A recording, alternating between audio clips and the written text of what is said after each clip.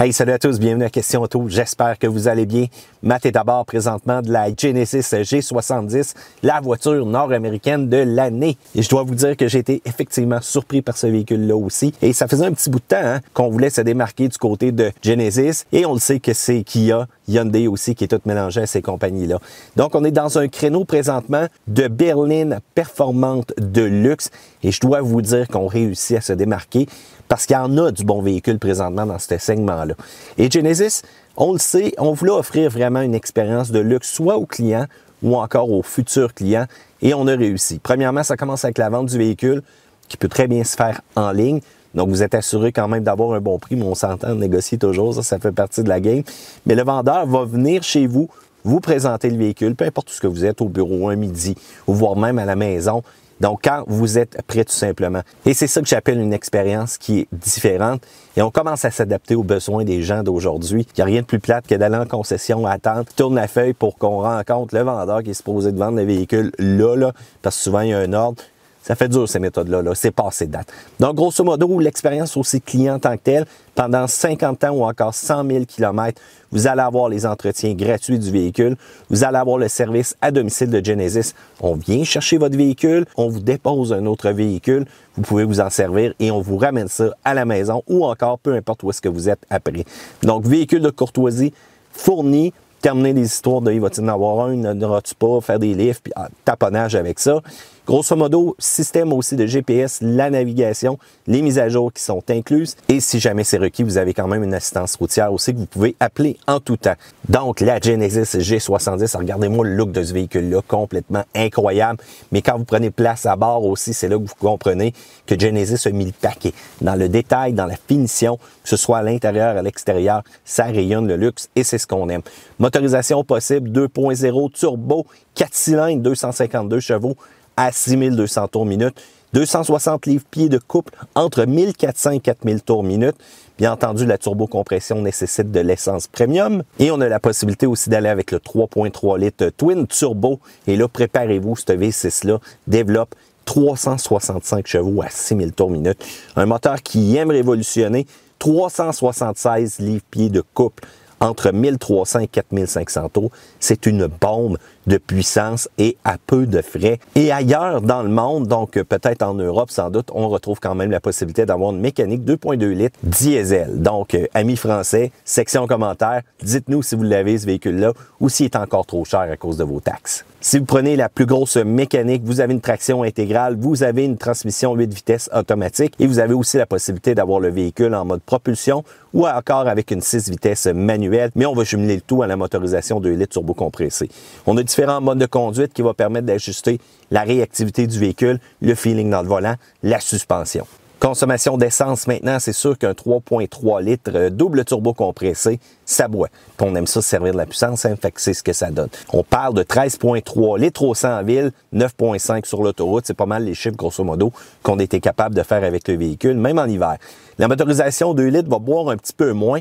On parle de 11.5 litres au 100 et 8 tout simplement sur l'autoroute. Mais encore là, c'est quand même assez négligeable les différences par rapport à la puissance, là. Parlons tout de suite des points négatifs, positifs. Bon, négatif en partant, le système multimédia, je trouve que ça fait trop Hyundai. C'est identique à ce qu'on trouve dans ces véhicules-là, voire même Kia. Ça montre un petit peu d'âge, c'est un peu plat de ce côté-là, mais on a quand même l'intégration d'Apple CarPlay, Android Auto. L'espace en arrière, c'est serré. Malheureusement, on aurait peut-être pu faire un petit peu plus de dégagement. J'aime pas non plus la section plastique en arrière des bancs. Ça, c'est plate un petit peu. La 6 vitesses manuelle, on peut seulement l'avoir avec la version de base, autrement dit le 2 litres turbo compressé. Transmission manuelle, pas nécessairement celle-là qui est la plus précise. Les changements de rapport quand même un peu plus tough. Et ce qui est plate, pour dépenser plus d'argent pour avoir une version propulsion et une manuelle, alors qu'habituellement, c'est pas mal le contraire. Faites attention aussi aux options qu'on va vous proposer si vous achetez en ligne. Les genres d'assurance d'esthétique pour 1750 $, surtout si vous louez le véhicule. Quand ça viendra le temps de le remettre, faites-y une bonne remise à neuf, puis ça vous coûtera jamais ça de ce côté-là. La suspension aussi, étant donné que c'est un véhicule très puissant, on appuie beaucoup de couple. Le nez va avoir tendance à monter très haut dans les airs, ensuite en freinage, rebaisser. C'est pas nécessairement le véhicule le plus stable, malgré qu'on a une prétention de berline de performance de luxe. La compétition va être plus agressive. On sent que le véhicule s'assoit mieux aussi en virage, un petit peu plus de confiance avec les Allemandes, un petit peu moins avec la Genesis présentement. Et faites attention, au départ, je pensais aussi que le chargeur QI ne fonctionnait pas, mais je me suis rendu compte que c'est à l'intérieur des menus qu'on l'allume ou encore qu'on le ferme. Ça, c'est un peu plate pour ça aussi. Je pensais qu'on aurait pu placer un bouton tout simplement directement ici dans la console. Du côté des plus, cependant, d'avoir le choix de la mécanique. Vous voulez une voiture de luxe, mais un peu plus tranquille, 2 litres turbo compressé. Vous voulez une voiture vraiment performante. Le 3.3 va faire l'affaire. Choix de traction intégrale ou de propulsion, parlez-moi de ça. Choix d'automatique ou manuel, pourquoi pas, même s'il manque un peu de précision. Puissance incroyable du 3.3T. En accélération, c'est foudroyant. C'est la même chose avec la Kia Stinger. C'est la même chose avec la G70. Surprenant l'accélération en ligne droite de ce véhicule-là. L'intérieur raffiné. J'adore les bancs, j'adore les coutures, même dans les portes ici, le capitonné qu'on a. Peu importe où est-ce qu'on regarde, c'est plus le coréen qu'on est habitué du passé. C'est vraiment incroyable. L'agencement aussi des matériaux, on a fait un travail incroyable. C'est le véhicule qui vous en offre le plus pour votre argent, que ce soit avec une version de base ou voire une version pleinement équipée à 57 500 $. C'est un vrai deal, surtout avec la puissance qu'on a là et l'équipement qu'on retrouve ici dans ce véhicule-là et qu'on n'a pas dans les autres véhicules comparatifs. Le système audio Lexicon, excellent travail, belle qualité, bon coup de base, j'adore ça. Et c'est du luxe à bon prix qu'on a présentement avec le G70. Donc, ça résume une tonne des points positifs. Côté prix, un peu plus en détail, 2 litres turbo compressé, la version Advance qu'on appelle, traction intégrale, les avertisseurs d'angle mort, des roues 18 pouces, Apple CarPlay, Android Auto, 42 000 $ pour un véhicule comme ça. Impressionnant. Si vous voulez la version Sport, c'est là que vous allez avoir la possibilité d'avoir une propulsion avec une manuelle, des freins Brembo, un différentiel à glissement limité à l'arrière, des roues 19 pouces, quelques accents noirs et on est à 45 500 $, ce qui est encore une offre très intéressante. Même prix pour la version 2 litres Prestige ou encore le 3.3T dynamique. Donc, sérieusement, pensez-y comme il faut. Moi, j'irai avec le 3.3 pour 52 000 $. Et si vraiment vous voulez la version la plus équipée présentement, le 3.3T, la version Sport, 57 500 $.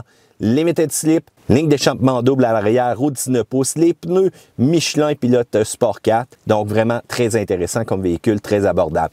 Parlons de la compétition maintenant. Kia Stinger, même chose aussi, même point négatif un peu que la Genesis. Le comportement routier, des fois, peut être un petit peu sautilleux, imprévisible. C'est pas une Allemande, mais il faut dire que la Kia Stinger, à l'intérieur, est beaucoup plus basique aussi.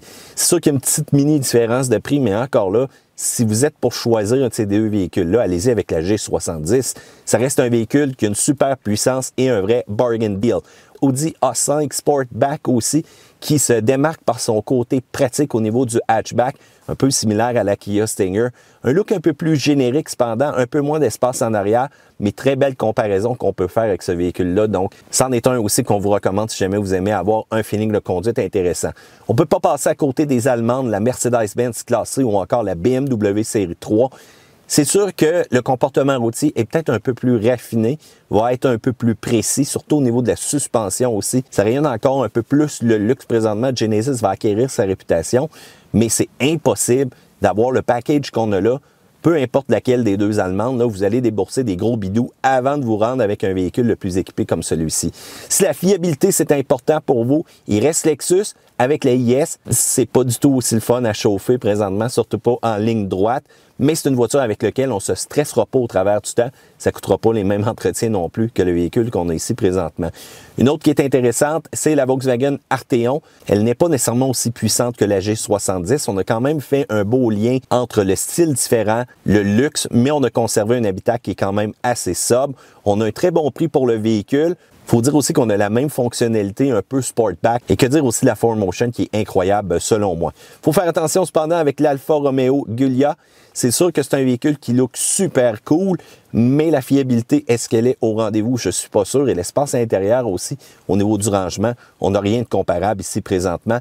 Même chose aussi pour la Jaguar. Fiabilité, encore là, on n'est pas tout à fait sûr. Si jamais vous le prenez, c'est rare que je vais vous dire ça, mais louez-le, vous allez avoir moins de troubles, surtout si vous remettez les clés dans un laps de temps quand même assez intéressant. Sinon, achetez-la, mais restez dans le terme de garantie. La Volvo S60 aussi, excellent véhicule, incroyable. Je l'adore celui-là. Mais ce qui m'inquiète, c'est surtout la complexité de la mécanique. Turbo compressé, supercharge, mélangé une motorisation 2 litres. Bon, ce qu'il y a d'intéressant, c'est vraiment l'aspect sécuritaire. Si ça, c'est important pour vous, la Volvo S60 va remporter tout ça. Donc, la Genesis G70, c'est le véhicule de l'année. Je suis d'accord. J'aime la Genesis. J'aime la nouvelle philosophie aussi de vente. J'aime le côté sans tracas présentement qu'on offre et l'expérience de luxe. Quant à vous, qu'est-ce que vous en pensez? Section commentaires ci-dessous. Pouce en l'air sur cette vidéo-là, sur Car Question, accélération du véhicule. Préparez-vous, vous allez voir quelque chose qui décoiffe. Sur ce, n'oubliez pas de vous abonner et appuyer sur la petite cloche. À plus, gang!